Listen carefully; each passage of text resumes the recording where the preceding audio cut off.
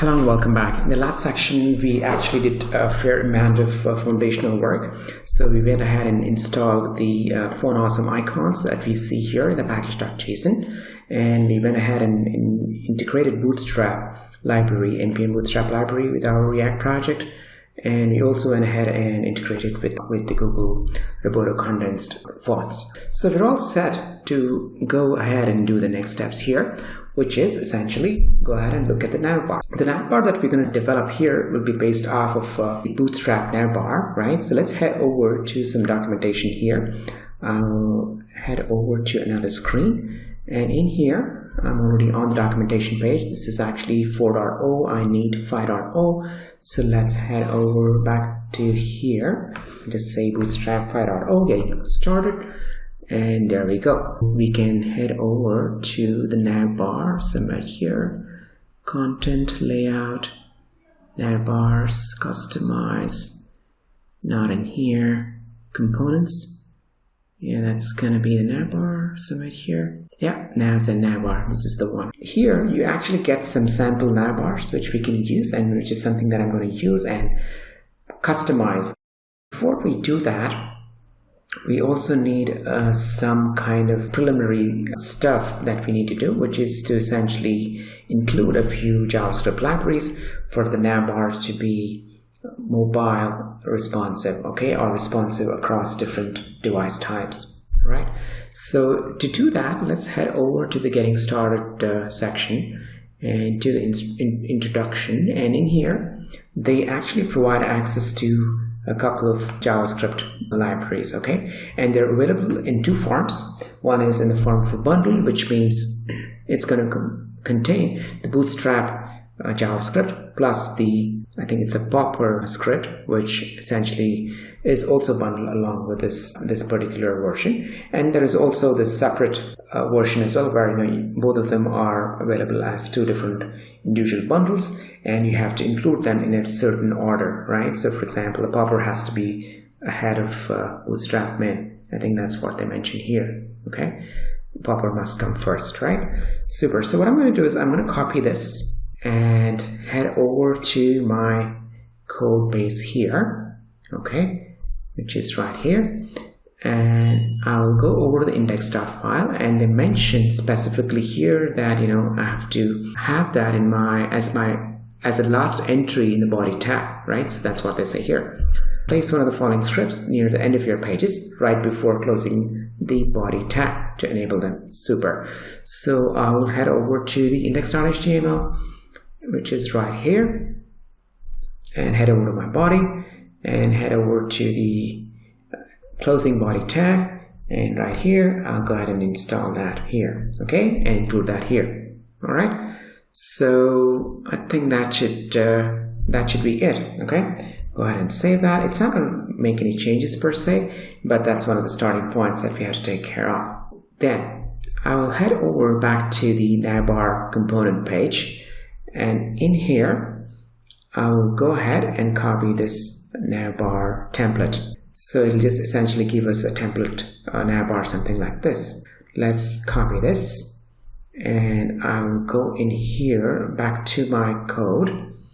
And what I'm also going to do is I'll get the other half of the view as well. Yeah, this is what I wanted. I'm going to go into source folder, the components folder, the Navbar, and navbar.js, and inside the Navbar here, what I'm going to do is I'm just going to cut and paste this particular code that I copied from the Bootstrap Navbar component website. Let's say go ahead and paste this. I want this to be returned whenever I call, let's say, render Navbar. Apparently there seems to be some errors here which we need to take care of, and that appears to be somewhere here actually. Yeah, the input button here is not, the input tag essentially, the input element tag is not closed. So I'll go ahead and close this. Let's see if that actually helps solve that. Still an issue. Okay. Another thing that I want to do is all of these are tags, right? All of these are class, right? And React actually doesn't recognize these things, right? So I'll go ahead and make them class names. I'll do a mass or bulk select using Control D and do a bulk change here. Okay, let's go ahead and do that. I may have to remove some of these elements here, but we'll come to that later. But for now, we'll just make a bulk change here for class name. Super, and that should do it. And it also says corresponding closing tag for HR. Where's the HR here? I think that error is gone. The divider, okay. You know what, I don't think I want the divider aspect of it, so I'm not looking forward to it. I will go ahead and get rid of the li here, which is essentially a drop-down menu. Go ahead and get rid of that. Okay, let's do that a little slowly, because it can lead to a lot of cascading errors if you don't do it properly. I'll just collapse this for now. Collapse the UL, which is a drop-down menu. Alright, let's get rid of this. Let's get rid of this li. Super, I think that should do the trick right now. Let's see if something happens. Alright, yeah, we already see the navbar here. Super. Okay, and it actually collapses. It doesn't collapse. Yeah, it does collapse. Super. Collapse and also uncollapse, right? Excellent. So we have a navbar here which is working. Okay. This is in a mobile mode, but if you want to see it in regular mode, I think, yeah, this is how it's going to look like. Okay, this is still unfinished. Still a lot of changes we need to do. And essentially, so essentially it gives you a search option here, a search bar, which we're going to essentially, again, do a few changes, right? We're going to have a few changes done here as part of that.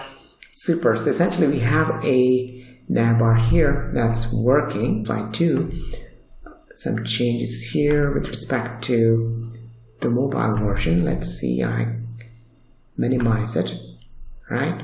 The hamburger menu should actually come here, should arrive here. Yeah, it gets seen. Super. I'll go back to this mode here again.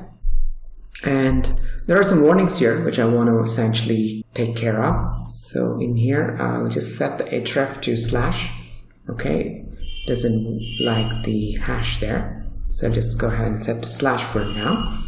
And I will also, I think we can also go ahead and introduce a few more links in here. Let me say, instead of home, I'm going to say this is going to be browse. This is going to be a browse section for our catalog, product catalog, or the dish catalog, if you will.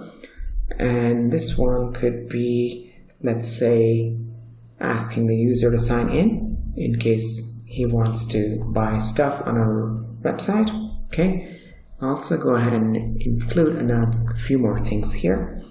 That would be one link for, let's say, register. And let's see if they actually show up here. Yes, they do. Super.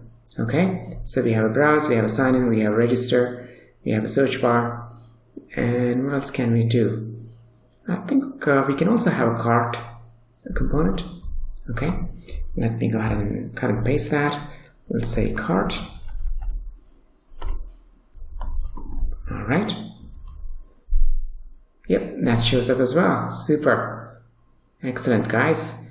We have a working navbar here. Again, far from a finished product, but we have something that's kind of integrated into our app, and we can build on top of this. All right, so what else can we do here? I think obviously we're going to have this stuff changed here. I want to make a few changes here, also changes to the navbar, right?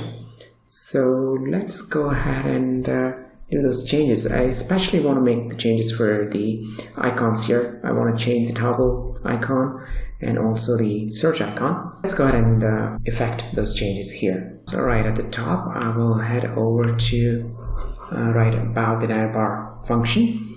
Right, I'll say import. Say we want the bar, right? The bars, so that's called FA bars. And what else we need? We also need the search icon, so that is called FA-search. You would have guessed FA search, okay, from, and that's going to be from at Fort Awesome, and that's going to be from SVG icons. Is that correct? Yeah, solid SVG icons. Yeah, right, that's the one. Okay, super. And we also need, let's also get FA card plus, since we're anyway here, because we will be needing that when we get there, FA card. Let's go ahead and say that. Hopefully it doesn't break anything there. And along the way, we also need to import the Font Awesome icon itself, right? So I'll say import Font Awesome icon, all right, from Font Awesome / React Font Awesome. Yeah, you got it right.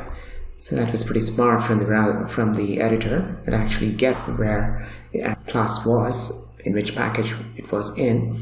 So it's not breaking anything right now. In here, what I'm going to do is I'm going to look at the data toggler, which is right here. Okay, I'm going to get rid of this span plus here, and I'm going to instead use the bars, FA bars. Okay, so the way you do it is by using the Font Awesome icon class. So where were we? I want to make sure. Yeah, this is where we want it.